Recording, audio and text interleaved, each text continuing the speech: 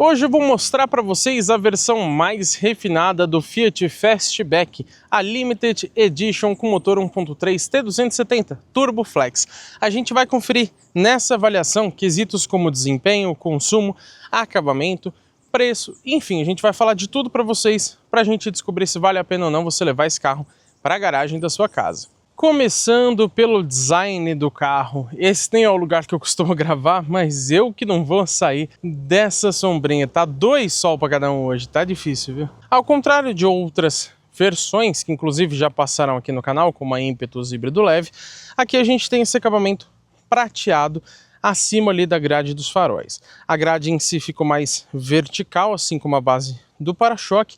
Em geral, o Fastback 2026 tem linhas mais quadradas e retas, né, seguindo a nova identidade da Fiat. E aqui o logo dela é cromado, não é escurecido. Tem a Fiat Flag, que é a bandeirinha italiana também, e a gente já vê sensores dianteiros. Falando agora sobre o conjunto de iluminação, ele felizmente é 100% em LED. Então você tem o DRL, que também funciona como luz de lanterna e que infelizmente não desliga se a chave do carro estiver acionada, mesmo com o motor desligado. Então você vai ficar chamando atenção à toa se estiver em algum local público. Mas pelo menos esse conjunto tem o farol alto automático, só faltou ajuste elétrico de altura e tudo é em LED. Então, além do que eu já falei para vocês, você tem a luz de seta, que também fica na mesma posição do DRL, o farol baixo e o farol alto, que são por espelhos, e como parte de um pacote opcional, ainda encontra ali o farol de neblina, que tem a luz de conversão estática e também é iluminado em LED. Isso significa que até uns 40 km por hora, virando o volante ou dando seta para um dos lados, ele acende somente de um lado para te ajudar a iluminar a curva. Um pouquinho mais aqui para o lado, primeiro a gente encontra rodas de liga leve aro 18. Inclusive elas têm o mesmo desenho da versão Impetus, mas aqui é diamantado, que eu acho muito mais bonito, e enquanto na Impetus ela é totalmente escurecida. A medida também é a mesma, tá? Os pneus são 215/45, e aqui tem algo interessante, de série nessa versão você encontra o paralama mais pintado, digamos assim, na cor da carroceria. Em versões mais básicas ele é inteiramente em plástico preto. E dependendo da versão, essa pintura aqui adicional, que eu acho bem mais bonita, ela é parte de um pacote opcional também. Você tem aqui o retrovisor revestido em black piano já de série, independentemente da cor que você escolher. Ele tem um repetidor de seta em LED, tem uma luz de cortesia também ali na parte de baixo, mas que curiosamente só acende quando você abre a porta. Faria muito mais sentido se ela acendesse quando você destrancasse o carro, né, para ajudar a iluminar aqui a região do chão. E tem outras funções que depois a gente fala. A parte de baixo, ele, como eu disse, também metade pintado, metade em plástico. A maçaneta é na cor da carroceria. Tem o botão da chave que a gente vai falar depois. O arco dos vidros nessa versão é cromado na parte de baixo, que eu gosto bastante, mas ali em cima no plástico preto convencional. A coluna B também é plástico preto normal, bem que poderia ser em black piano para combinar aqui com o retrovisor. E o teto, ele é black piano já de série também. Aqui é vidro, tá? Depois a gente fala disso, mas essa outra região é no preto brilhante. Já aqui de traseira, a gente percebe o visual de praticamente todos os outros Fastback, mas eu destaco que o para-choque dessa versão é um pouco diferente. Na Impetus, por exemplo, com motor 1.0 turbo, que a gente já testou no canal, você tem como opcional aquela pintura dos paralamas que eu comentei. E aí o para-choque traseiro também muda, mas em versões mais básicas ele fica um pouco diferente. Não só a pintura, mas o formato também muda. Tem o logo Fastback do lado esquerdo, na direita só o Turbo 270, perdeu aquele Limited Edition Powered by Abarth, que era gigantesco, né? O logo da Fiat é cromado mesmo. E falando de conjunto de iluminação, primeiro eu destaco que a gente tem o Brake Light em LED, tem carro que não tem, hein? E o conjunto em si traz iluminação também Full LED. A única coisa que não é em LED aqui atrás é a luz de placa. Não tem muita importância, mas ficaria mais bonito se fosse, né? Ainda mais para combinar com o restante. Na própria peça de lanterna você tem essa guia em LED, que ela fica sempre ligada assim que você liga também a chave do carro, junto com o DRL. Tem a luz de freio do lado esquerdo, assim como a luz de seta no centro, e a luz de ré, bem grande, também tudo 100% em LED. Só não tem uma luz de neblina traseira. E eu não acredito que você está assistindo esse vídeo até aqui e ainda não deixou seu like e não hypou o conteúdo. Olha, hoje está um calor infernal aqui, então acho que eu mereço essa colaboração de vocês. E é gratuita, então não custa nada. Deixa o joinha, hype o vídeo. Vamos agora ao conjunto mecânico, que é um trunfo dessa versão Limited Edition. a gente tem aqui o motor 1.3 T270, aquele Turbo Flex de 4 cilindros em linha, com injeção direta de combustível. Ele rende agora, com ambos os combustíveis, 176 cavalos a 5.750 rotações. Já o torque de 27,5 disponível a somente 1.750 RPM. Todos os carros da Stellantis, com exceção da linha Abarth, ou seja, o Pulse Abarth e Fastback Abarth, fabricados a partir de 2025, perderam potência. Antes esse motor tinha 185 cavalos no etanol e 180 na gasolina. Agora ele tem 9 a menos com etanol e 4 a menos com gasolina, mas pelo menos manteve o mesmo torque.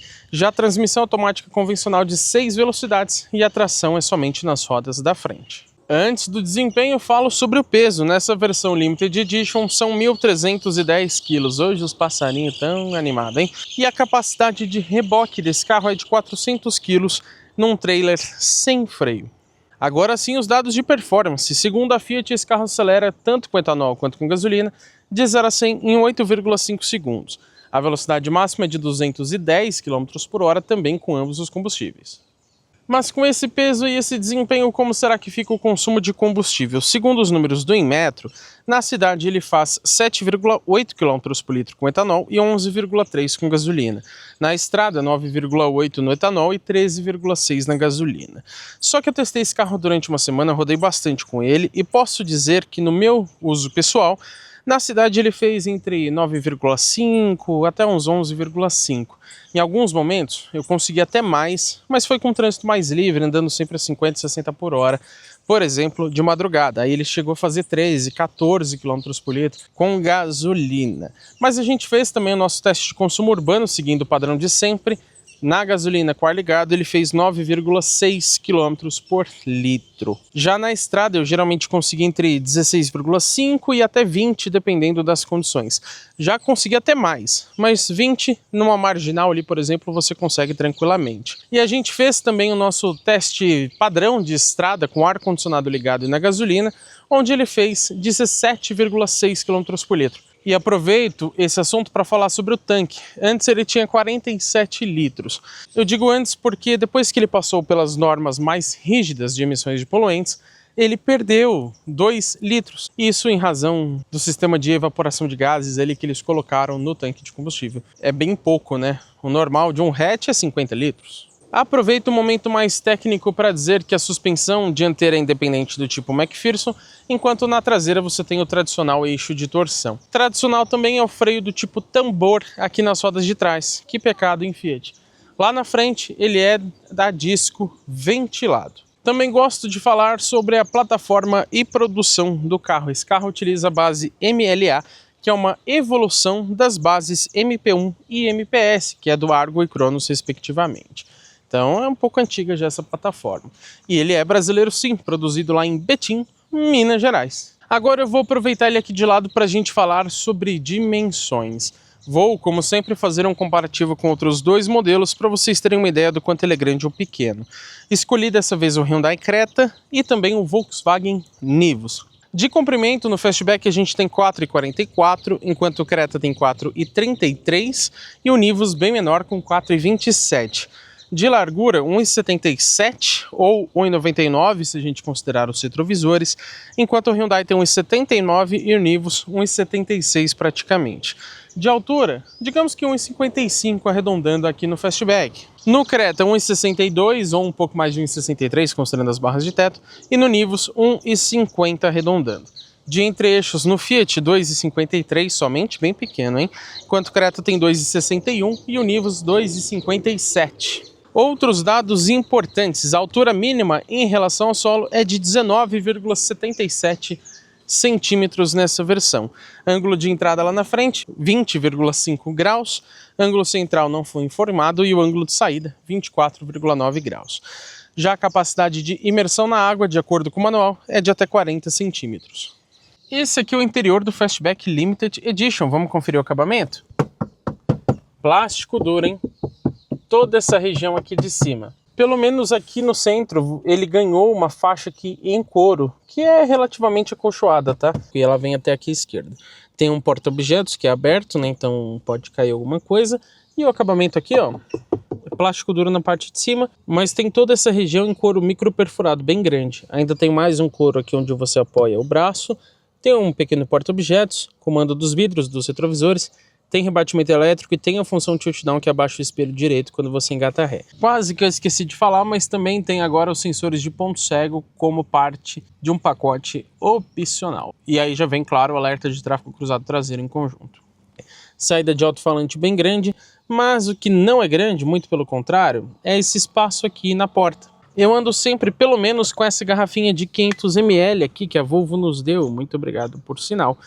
Ela é térmica, mas ó, só 500 ml e não cabe aqui, tá bom? Não entra. Até umas garrafas um pouco menores ainda tem uma certa dificuldade de se encaixar aqui, então você vai ter que deixar jogado por algum canto do carro. E até o espaço para objetos não é muito grande. Não tem soleirinha, bem que seria legal, né, nessa versão. Os tapetes em carpete possuem travas e são de série. E vocês estão percebendo que é tudo igual à configuração ímpetus que a gente já testou, né? Mas tem mudanças. Essa aqui, ó. O banco tem ajuste elétrico aqui para o motorista. Faz parte de um pacote opcional, mas pelo menos tem. E não tem o ajuste de lombar, tá? Aí para o passageiro, continua sendo do tipo manual. Já o revestimento aqui dos bancos é no couro micro perfurado também. Ele é até bonitinho, mas é bem sem graça, né? Pelo menos o apoio de cabeça é variável. Eu acho que merecia um revestimento diferente da versão Impetus. E olha que curioso, lá na Impetus, que é mais barata, você tem a opção, ou como opcional, o revestimento interno em couro claro. Aqui não, mesmo sendo essa versão mais refinada. Vai entender, me explica essa, hein, Fiat? Falando agora sobre sistema de ar-condicionado, ele é digital, porém de simples zona. Tem carro nesse preço que já é de 2 zonas. O legal é que você tem esse bonito comando aqui para mexer a temperatura, mas se você clicar, aí ele mexe a ventilação, depende do que você escolher. E tudo ele vai mostrando ali na central multimídia, ó. Então mudei a temperatura, ele vai acusar ali pra gente, ó. Mudei a ventilação, também vai acusar, ó lá. Ela tá um pouquinho lenta porque acabou de ligar, tá, pessoal? Normal. E o legal é que se você preferir, você pode fazer os comandos aqui também pela central multimídia e tem até alguns botões como o AC Max, que é de atalho, né? Coisa que não tem aqui nos comandos físicos. Mas todo o restante é físico, isso é muito bom. Seguindo aqui na região central, a gente tem comando físico para o volume, felizmente, para você acionar o TC+, que é um controle de tração mais inteligente, né, para você sair de alguns obstáculos, para desligar os sensores de estacionamento dianteiros e traseiros, desligar o sistema de permanência em faixa, para mutar o áudio, desligar a tela da multimídia, a trava do carro, e olha que curioso, quando está vermelho é porque tem alguma porta aberta. Aqui o aviso do airbag do passageiro, alerta, e os comandos do ar que eu falei para vocês. Mais abaixo, carregador de celular por indução, e falando em ar, ele tem também a refrigeração. Então usando o ar-condicionado, seu celular fica geladinho. Ele tem também as travas para ele não ficar escorregando. Ainda encontra 2 entradinhas USB iluminadas, uma delas do tipo C, a alavanca de transmissão que a gente já bem conhece de vários estelantes, e esse acabamento prateado aqui, ele dá uma certa refletida de vez em quando, tá? Esse lateral nem tanto, mas esse aqui, ó, vocês podem ver, até um Black Piano ele acaba refletindo ali. Um pouco mais para trás você encontra freio de estacionamento eletrônico com a função Auto Hold, e ao contrário da versão Impetus, aqui você consegue desligar o sistema Start-Stop. Mais aqui atrás você tem 2 porta-copos, eles têm esses ajustes aqui, ó, de borrachinha que ajudam a prender melhor a garrafa, e você pode fazer isso, ó, tirar para guardar alguma coisa ali embaixo, ou esconder, deixar um espaço maior, enfim, o que você quiser. Apoio de braço revestido em couro, tem costura em branco também. E ele tem o ajuste de profundidade, mas não tem o de altura. Abrindo aqui, a gente encontra um porta-lenços e aqui um espaço onde eu, às vezes, coloco a garrafa, já que não cabe na porta, né? Mas tem um espacinho ali considerável, só não é refrigerado ou iluminado esse compartimento. Falando nisso, o porta-luvas, que desce suavemente... Eita, tira esse amendoim daqui. Ele é iluminado, mas também não tem a refrigeração. Bem que poderia, né? Os Volkswagen tinham e era sensacional esse recurso. Mas o espaço é bem grande, gostei. E ele é desalinhado como todo Pulse e Fastback, estão percebendo? Aqui na parte de cima a gente encontra retrovisor interno do tipo eletrocrômico, vai ser difícil focar aqui, né? Mas ele tem, ó, o botão do SOS, porque esse carro é conectado, como opcional, mas é. E também tem um botão para você desligar. Assim ele não fica escurecendo quando você não quer. Iluminação central, ela é em LED, só que ela é meio amarelada, né? E sinceramente, bem fraca, não ilumina quase nada. Então, o que adianta ser em LED? Vocês viram que o revestimento interno aqui ele é todo em preto, né? Mas faltou uma alça de mão aqui para o motorista, embora você tenha para o passageiro. Só que, ó, ela volta que nem louca, hein? tem o ajuste de altura para o cinto de segurança, pelo menos, tanto para o motorista quanto para o passageiro. Quebra-sol aqui, ó, ele é revestido em preto também, tem o porta-documentos, tem tampão, tem espelhinho e tem iluminação agora, mas também como parte de um opcional. E ela é em LED, só que ó, você tem que acender ela separadamente, tá? Ela não acende assim que você abre o quebra-sol. E do lado direito tem tudo menos o tampão e o porta-documentos. Aqui vocês conseguem perceber uma novidade da linha 2026, junto com o sensor de ponto cego e os bancos elétricos, que é o teto panorâmico. Ele é fixo, né? Mas quando você segura um pouquinho aqui, ó, ele abre a redinha completamente de forma automática. É um teto bem grande, inclusive, fica bastante bonito e ele já tem uma espécie de insufilme de fábrica. Falando sobre volante multifuncional, tem ajuste de altura e profundidade, revestimento em couro, essa parte é micro perfurada, eu acho ele muito bonito. Desse lado direito tem o comando aqui do piloto automático convencional, pelo menos tem o limitador de velocidade e o modo esporte, mas não ter ACC nesse carro é bem triste. Já do lado esquerdo você encontra botões ali para atender encerra-chamadas, comando de voz e também passar as informações do painel que a gente já mostra para vocês. E claro que esse volante é multifuncional, mas os comandos dele ficam aqui atrás, né, para você passar o volume desse lado e do outro lado aqui para você passar as faixas de música, ou também para você trocar a fonte de áudio, por exemplo. Também encontramos pedal shifts para você trocar as marchas e claro que você tem ali também o sensor de chuva que você tem que regular pela central multimídia, tá? Se você deixar lá desativado, ele não vai funcionar. E aqui do lado esquerdo, o sensor crepuscular, né? Ele liga os faróis automaticamente. E também o farol de neblina dianteiro, que é opcional. Mas o legal é que quando você for sair do carro, você pode selecionar quanto tempo os faróis ficarão ligados. Até 210 segundos você seleciona. Painel totalmente digital de 7 polegadas. Quando a gente liga, ele faz essa animação bastante bonita. E ele é bem conhecido já de vários modelos da Stellantis, né? Agora, a gente já testou a versão Impetus e lá a grafia é muito mais bonita do que essa, né? A Fiat não caprichou muito aqui, não. Se você jogar para o lado, ele troca o contagiros por um econômetro e essas luzes interativas aqui também vão mudando de cor conforme a sua condução, né? Econômica ou não. Mais um toque para a direita tem uma tela mais clean. Para baixo você encontra os trips de consumo. Aqui você tem o A, o B, o C, o D, tem também o desde o abastecimento e ainda um histórico das últimas médias. Muito completo. A única coisa que me incomoda é que o tempo do trajeto e a velocidade média ficam mudando mesmo com o motor desligado se a chave estiver acionada. O motor nem está ligado, qual que é o sentido? Não entendo isso. Mais um toque para baixo você tem uma tela de performance, olha que legal mesmo não sendo a versão Abarth. Tem o percentual de potência, de turbo, a força G e o contagiros em forma de barra horizontal. Aqui a tela de assistência de direção, que seria mais para permanência em faixa. Aqui para você resetar a pressão dos pneus, mas ele não mostra individualmente, hein?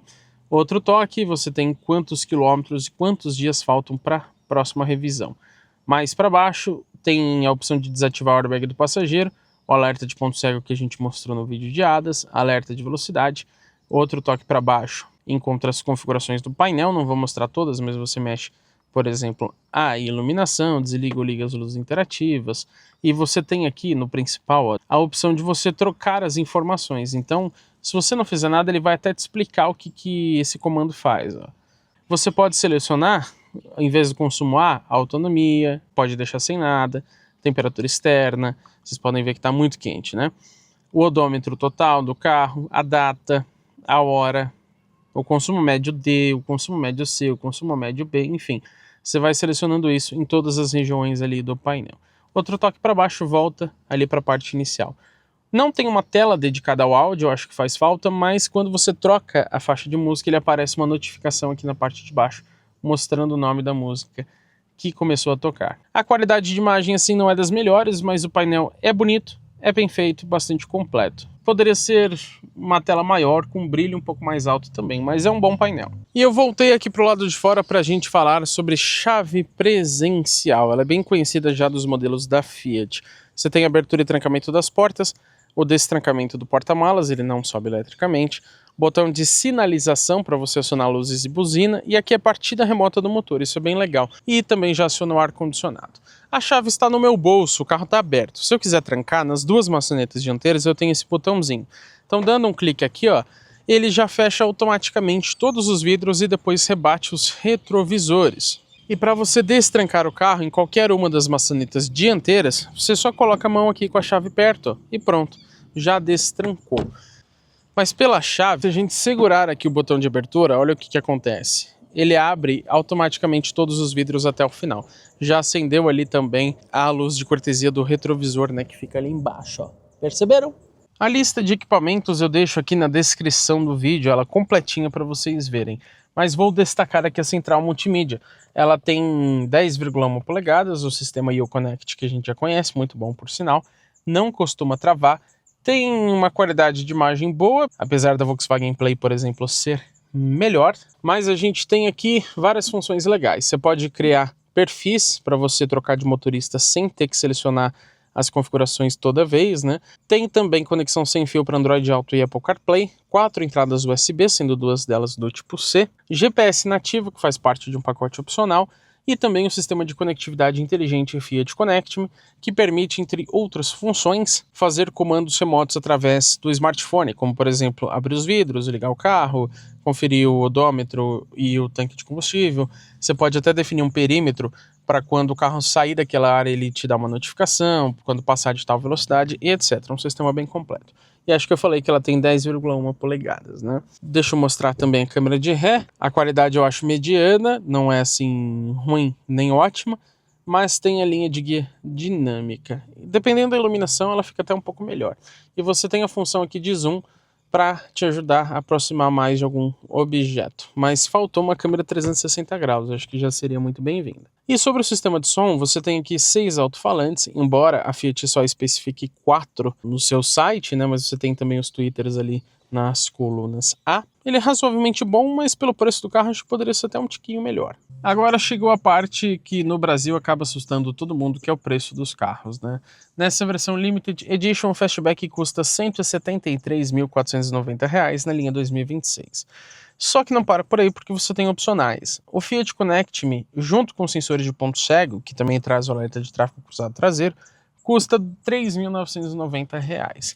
E você tem também o principal opcional, que é o Pack Sunroof, que traz os faróis de neblina em LED com luz de conversão estática, o teto panorâmico fixo, a iluminação nos quebra-sóis e o banco do motorista com ajustes elétricos, isso por R$ 5.990. Para por aí? Ainda não, porque nós temos também as cores, né? Nas sólidas, a preto Vulcano é a única gratuita, e tem também a branco Banquisa, que custa R$ 990. Nas metálicas, a cinza Silverstone e o prata Bari custando R$ 1.990, e a especial, que eles chamam, que na verdade é sólida, é a cinza Strato, que custa R$ 1.490. Eu senti falta do vermelho Monte Carlo, que tem a versão Abarth, e também do azul Amalfi, que tem nas versões híbridas leves. O total, então, com os opcionais mais esse cinza Silverstone que vocês estão vendo, vai para R$ 185.460. Daqui a pouco eu falo se vale a pena ou não, mas caro não dá para negar que é. Outro ponto importante, garantia e revisões. Ele tem 3 anos de garantia sem limite de quilometragem e as revisões acontecem a cada 10.000 quilômetros ou 12 meses, sendo aquilo que ocorrer primeiro. Estamos agora aqui nos bancos traseiros e primeiro a gente tem essa visão mais ampla do interior, que é igual à versão Impetus. Merecia, né, um acabamento diferente, pelo menos opcional do cor claro, né, Fiat? Alguma coisa nesse sentido. A gente tem aqui o mesmo revestimento de lado da frente, couro micro perfurado, mas ó, não tem apoio de braço, hein? Que pena. Não tem porta-revistas do lado esquerdo, só aqui do lado direito, a garrafa ali fazendo barulho, e o acabamento aqui, ó. Plástico duro na maior parte, mas é um plástico até melhor do que alguns concorrentes. Já fizemos comparativo no canal, inclusive. Tem uma textura diferente, ó, e pelo menos a Fiat manteve essa parte em couro. Olha que bacana. Isso é raro nesse segmento, hein? Só que o espaço aqui para a garrafa continua pequeno, né? Assim como o porta-objetos. Temos saídas de ar para os bancos traseiros, graças a Deus, e também ali 2 entradas USB, sendo uma delas do tipo C. O túnel central aqui é mediano, um pouquinho alto. E em cima tem apoio de mão, que também volta meio agressivo, ganchinho para você pendurar alguma coisa, e isso dos dois lados. Aqui no centro temos a iluminação, não é em LED nem individual, mas melhor do que nada, e uma visão mais ampla aqui do teto panorâmico, que é bem bonito. Falando de espaço, tenho praticamente 1,92, 1,93 de altura, e o banco está regulado confortavelmente para eu dirigir. O espaço que sobra aqui atrás é esse, ó. Eu acho muito bom. Só não é o melhor da categoria, porque a gente tem modelos como o Honda HR-V que consegue ser ainda mais espaçoso, mas está entre os melhores. Se eu entrar aqui eu vou ficar bem apertado, mas caber uma pessoa aqui atrás já é um trunfo bem importante nesse segmento, considerando a minha altura. Mas nem tudo na vida são flores. Eu, com essa altura, fica claustrofóbico aqui no banco de trás. Eu tô realmente empurrando o teto. Não tá legal. Ó, vocês podem ver que eu tenho até dificuldade para mexer a cabeça, né? Ó, não consigo nem ir para trás porque eu já tô aqui quase furando o teto. Se eu tivesse chifre eu tava lascado, nem a Fiat ia ficar brava comigo. Pessoal, não dá, tá? É realmente bastante desconfortável aqui. E isso se dá por conta desse teto panorâmico, porque a redinha dele vem aqui, né? Então você tem esse ressalto aqui, muito mais baixo. E também por conta do caimento aqui do teto, né? Já que ele desce assim bastante, né? Ele vai descendo devagarzinho, então acaba ficando baixo, não tem jeito. Tem pessoas menores do que eu, tá? Sei lá, de 1,70, 1,80, que também reclamaram da altura do teto. Chegou o momento de falarmos sobre porta-malas. A abertura muita gente acha que é aqui, mas fica aqui embaixo. A tampa é pesada, inclusive, e ela sobe bastante, tá? Cuidado da região onde você for abrir, que pode acabar pegando no teto. Primeiro a gente vê esse tampão, ele não sobe junto com a tampa, mas o legal é que ele é mais rígido e você consegue dobrá-lo aqui, por exemplo, bem facilmente. Vamos falar de espaço? Aqui a gente tem 516 litros na medição VDA, que é aquela feita com bloquinhos, mas se você considerar litros líquidos, são 600 litros. Realmente muita coisa. Para efeito de comparação, o Hyundai Creta tem 422 e o Volkswagen Nivus tem 415 litros. Ambos na medição VDA e já são bons porta-malas, mas aqui com 516, meu amigo, a diferença é bem grande.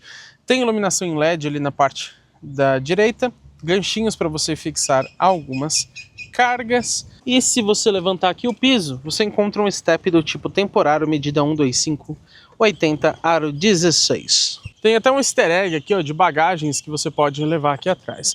A única coisa negativa é que o tampão você tem que lembrar de fechar, né? Senão ele vai deixar o porta-mala exposto. E a tampa, bem pesada aqui, o tampa-placa vai cair, né? Deu nem tempo de eu falar. Chegou o momento do test drive aqui com a versão Limited, testar na prática esse carro. Falando primeiro sobre direção, eu acho ela consideravelmente confortável. Ela é bem leve aqui na cidade, nas manobras você também percebe isso, mas como ela é elétrica progressiva, em alta velocidade ela fica mais rígida e não te incomoda nesse sentido, você não sente aquele carro bambo, né? Não te passa a sensação de insegurança. Então eu acho muito bem acertada essa direção aqui da Fiat. Agora, a posição de dirigir poderia ser um pouco melhor. Isso para todos os fastbacks, não é exclusivo dessa versão Limited. E em todos eles você percebe que o banco fica muito alto, mesmo na posição mais baixa possível. Então, se já existe esse ajuste, por que não deixar ele ficar ainda mais baixo, né? E aqui no caso dessa versão que tem o opcional do banco elétrico, eu tenho a impressão de que ele fica indo um pouquinho mais alto, talvez 1 centímetro mais alto. Talvez seja só impressão minha também, talvez esteja delirando. Chegou o momento de testarmos a dinâmica do carro. Para isso vou colocar aqui no modo Sport, embora a gente saiba que muda basicamente só a relação de transmissão e não a direção de fato. Mas por desencargo de consciência, né, vamos lá no Sport. Vou descer aqui um pouco mais forte do que o normal para a gente testar a rolagem de carroceria. Ó. Vamos lá? Ó, a gente vê que rola bastante, tá, pessoal? Não tem jeito, ó. O fastback ele é um pouco desengonçado, né? E não é exclusivo dessa versão. Inclusive aqui na Limited, em comparação, por exemplo, com a Impetus, que é híbrido leve, é uma versão abaixo, eu percebo que aqui a suspensão é um pouquinho mais firme. Mas mesmo assim, dinâmica não é um ponto forte desse carro, então eu estaria ela como mediana. Passei a mais ou menos 8, 9 km por hora aqui na valeta, sem problemas, porque tem uma boa altura em relação ao solo. Mais uma valeta aqui. E eu vou complementar, ó, passando também muito tranquilo e complementando ali sobre a dinâmica. É um carro que você até consegue se divertir nas curvas, mas não é um diferencial dele, tá? Não é uma dinâmica de chinês, por exemplo, que geralmente é muito molenga, mas não é nada também que te empolgue muito. Agora, falando sobre isolamento acústico, a gente já testou o fastback outras vezes E realmente, em todas as versões, o isolamento acústico não é bom. Entra bastante barulho de vento, principalmente na estrada, né? Porque você tem mais vento ali, né? Você está em altas velocidades. E quanto mais você aumenta a velocidade, mais barulho você escuta aqui dentro do vento. Na cidade, ele não incomoda tanto assim, né? Porque você tem menos vento. Mas na estrada faz bastante diferença. O carro vai desligar aqui, ó, porque ele está com o start-stop ativado. Olha o silêncio que já fica aqui dentro, né? Mas você tem, felizmente, a opção de desativar o start-stop através de um botão aqui do lado do freio de estacionamento eletrônico. Destaco isso porque tem carro que não possui. Inclusive, nas versões híbridas leves aqui do Fastback, não dá para desligar o start-stop. Então, pelo menos é uma vantagem aqui dessa versão. Vamos testar agora o desempenho desse carro. Eu coloquei aqui no TC+, do controle de tração, porque ele deixa o controle um pouco mais permissível, ele aparece ali no painel ASR desativado. Então imagino eu que melhore um pouco, né, a saída do carro. Já desliguei o ar-condicionado, tá só a ventilação, mas o compressor tá desligado. Já coloquei no modo Sport e vou também fazer uma largadinha aqui um pouco mais agressiva. Então vou pisar no freio, subir um pouco o giro, para depois então pisar fundo no acelerador. Lembrando que o carro está abastecido com gasolina, mas isso não faz diferença, como vocês viram, pelo menos nos números de desempenho da Fiat, também na potência e no torque. Vou também colocar um cronômetro aí na tela para vocês verem qual foi o resultado do nosso 0 a 100, mas eu não consigo ver ele aqui na hora, né? Saindo, ó, até canta pneu, é rápido, viu? Ó, tem uma saída bem interessante. 70, 80, 90, 100... 110 a gente chegou. Como tinha uma moto parada aqui, eu não fui até os 120. Mas deu para vocês verem bem o desempenho do carro, né? A aceleração dele. E apareceu aí na tela para vocês, ou tá aparecendo ainda, o número do 0 a 100. Vocês viram que a aceleração é boa, né? O que vocês acharam do número de 0 a 100 que está aparecendo na tela? Não vi ainda o resultado, não consigo ver em tempo real, mas testando o carro aqui na prática, eu achei que o desempenho é muito bom.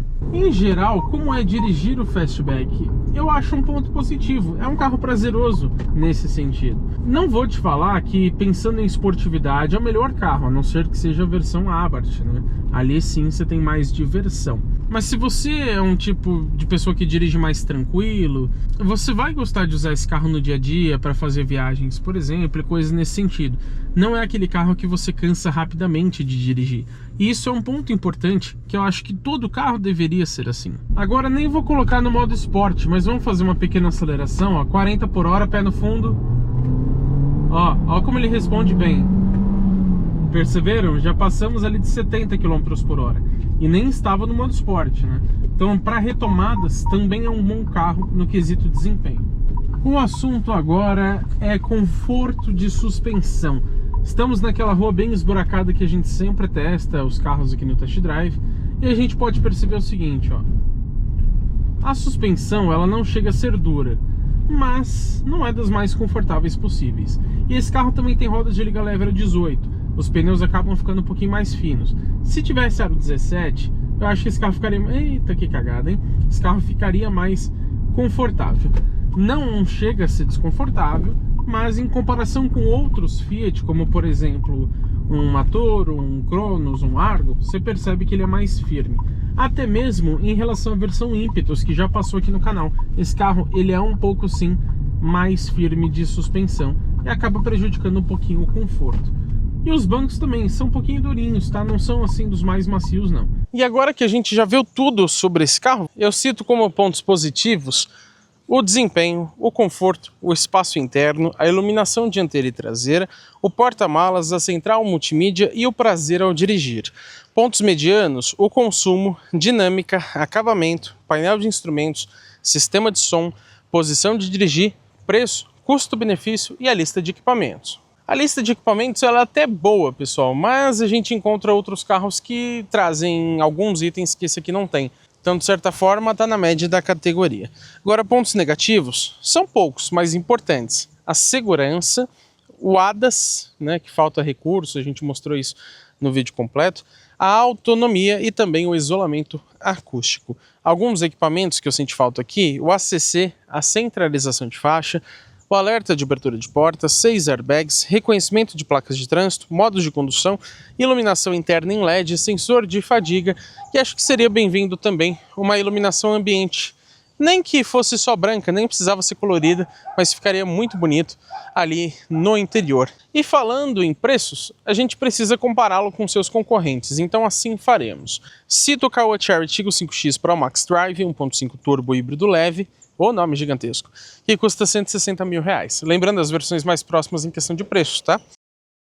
Peugeot 2008 GT 1.0 turbo híbrido leve por 160 mil, Hyundai Creta Limited 1.0 turbo por 171 mil, Volkswagen Nivus Highline 1.0 turbo por 168 mil, Toyota Yaris Cross na versão XRE 1.5 híbrido convencional por 172, Honda HR-V EXL 1.5 aspirado por 171 mil, Jeep Renegade Saara, com esse mesmo conjunto mecânico, motor 1.3 turbo, R$173 mil. Renault Duster Iconic Plus 1.3 turbo por 177 mil. Chevrolet Tracker Premier 1.2 turbo por 175 mil. Nissan Kicks Advance 1.0 turbo automatizado, também muito caro, por 178 mil. Volkswagen T-Cross Comfortline 1.0 turbo, hein? 177 mil, como tá caro. E por último, um carro que também entra como um SUV compacto, o Omoda 5 na versão Prestige 1.5 turbo híbrido convencional, que custa R$185 mil. O que eu posso concluir então para vocês sobre essa versão do Fastback? Eu acho que por ser a versão mais completa, com exceção da Abarth, né, ela deveria ter mais equipamentos que a Impetus, mas a lista, curiosamente, é exatamente a mesma. A única diferença é que aqui o opcional inclui também o banco elétrico, mas nem o opcional do banco em couro claro você tem, sendo que essa versão é mais refinada. Então, qual o sentido, Fiat? Sinceramente, não entendi não. E quando a gente compara com os concorrentes, o preço base dessa versão ele é até atrativo, mas equipando todos os opcionais, vocês viram que ele já fica consideravelmente mais caro. Então eu diria que vale a pena comprar o Fastback Limited Edition, caso você encontre ele por um preço mais atrativo, o que é bem comum nas concessionárias da Fiat. Então o carro é bom, peca em poucas coisas, mas o preço acabou ficando um pouquinho salgado.